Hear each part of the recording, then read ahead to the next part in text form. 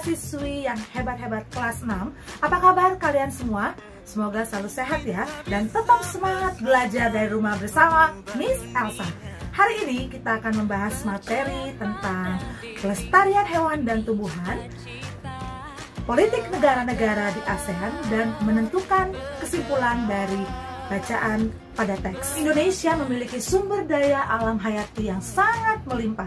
Sekitar 30% hewan dan tumbuhan berada di Indonesia. Namun ternyata ada ratusan bahkan ribuan hewan dan tumbuhan terancam punah. Mengapa hal itu bisa terjadi? Hal itu bisa terjadi karena ada dua faktor. Yang pertama adalah faktor alam. Faktor alam beradaptasi dengan lingkungan, perkembangbiakan yang lambat, dan terjadi bencana alam. Yang kedua adalah faktor manusia. Banyak kegiatan manusia yang mengakibatkan terancamnya hewan dan tumbuhan. 1. Penebangan hutan secara liar, eksploitasi hewan laut, pembakaran hutan, penebangan liar, membuang sampah sembarangan. Itulah faktor manusia. Oke siswa-siswi yang hebat-hebat kelas 6, sekarang ambil buku catatan kalian dan pulpen. Kalian catat poin-poin penting yang nanti kalian akan lihat video slide yang berikut ini. Burung cendrawasih hanya ditemukan di Papua. Bulunya sangat indah sehingga dijuluki burung surga. Badak bercula satu hidup di ujung Kulon, Banten. Sesuai dengan namanya, badak ini memiliki satu cula di atas hidungnya.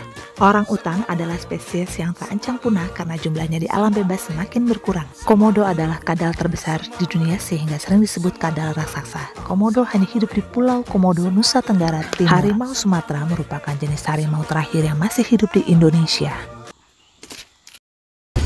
Berikut contoh tumbuhan langka di Indonesia. Rafflesia arnoldi.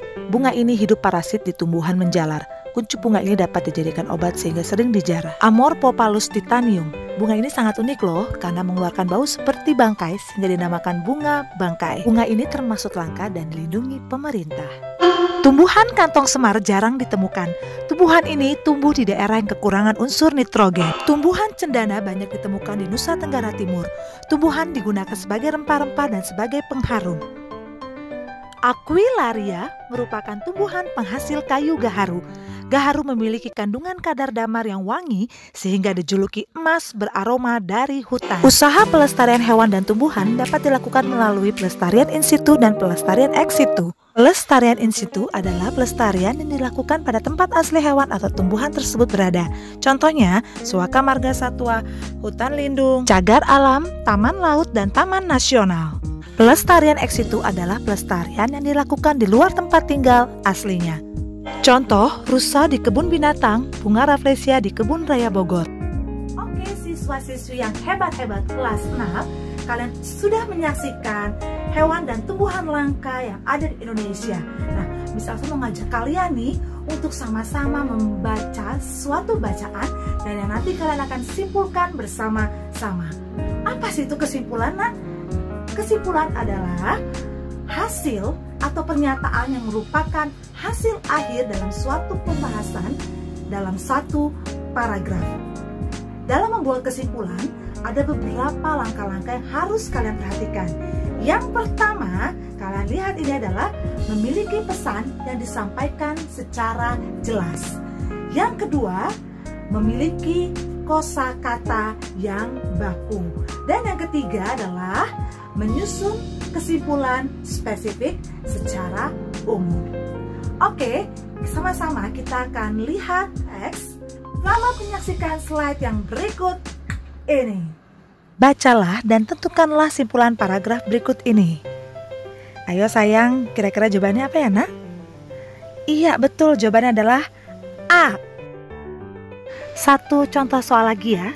Tentukan simpulan paragraf berikut. Kira-kira apa ya jawabannya sayang? Iya, jawabannya adalah C. Oke, siswa-siswi yang hebat-hebat kelas 6, ternyata bukan saja di Indonesia loh yang mempunyai hewan dan tumbuhan yang langka, tapi negara tetangga kita di kawasan Asia Tenggara juga mempunyai. Berbicara mengenai kawasan Asia Tenggara, pasti kita masih ingat dong subtema yang lalu adalah ASEAN. Hari ini kita mau bicara tentang politik negara-negara ASEAN. Pingin tahu pemerintahannya apa saja?